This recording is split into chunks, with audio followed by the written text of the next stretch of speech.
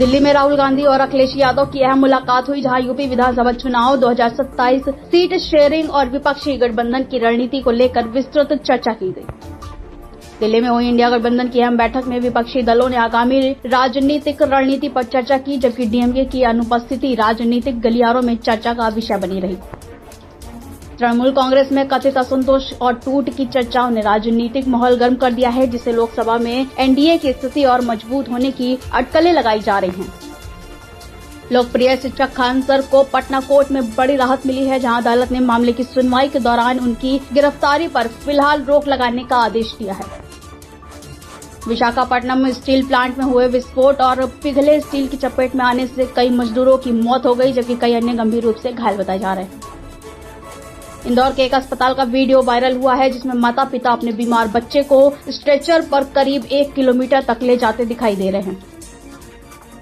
असम के एक स्कूल में छात्र द्वारा टिफिन में मांस लाने को लेकर विवाद बढ़ गया है, जिसके बाद मामला सामाजिक और राजनीतिक बहस का केंद्र बन गया है।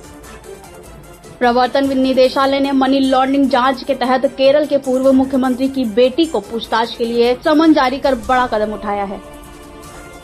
दिल्ली हाईकोर्ट ने छात्रों से जुड़े मामले में दाखिल याचिका पर सुनवाई करते हुए सीबीएसई और केंद्र सरकार को जवाब दाखिल करने का नोटिस जारी किया है।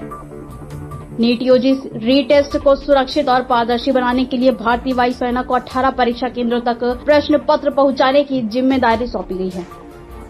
भारत ने संयुक्त राष्ट्र मंच पर पाकिस्तान को आड़े हाथों लेते हुए अफगानिस्तान में अस्थिरता और आतंकवाद से जुड़े मुद्दों पर कड़ा रुख अपनाया। इजरायल और लेबनान के बीच बढ़ते तनाव के बीच भारत ने क्षेत्रीय स्थिरता बनाए रखने और सभी पक्षों से संयम बरतने की अपील की है। रिश्तों को शर्मसार करने वाली वारदात में एक मामा ने अपने ही भांजे की बेरहमी से हत्या कर दी। आरोप है कि सिलेंडर से हमला करने के बाद उसने भांजे का सिर धड़ से अलग कर दिया, जिससे पूरे इलाके में सनसनी फैल गई। इंदौर में शुरू हुई ब्रिक्स कृषि मंत्रियों के सम्मेलन में 21 देशों के प्रतिनिधि कृषि तकनीक, खाद्य सुरक्षा और वैश्विक सहयोग पर विचार विमर्श कर रहे हैं। जीआई टैग प्राप्त असम की तेजपुर लीची पहली बार दुबई निर्यात की गई है, जिससे स्थानीय किसानों और कृषि क्षेत्र को नई पहचान मिली है। एसबीआई की रिपोर्ट में 3 वर्षों के दौरान 6,300 करोड़ रुपए से अधिक की बैंकिंग धोखाधड़ी का खुलासा हुआ है, जिसमें यूपीआई प्रमुख माध्यम बताया गया।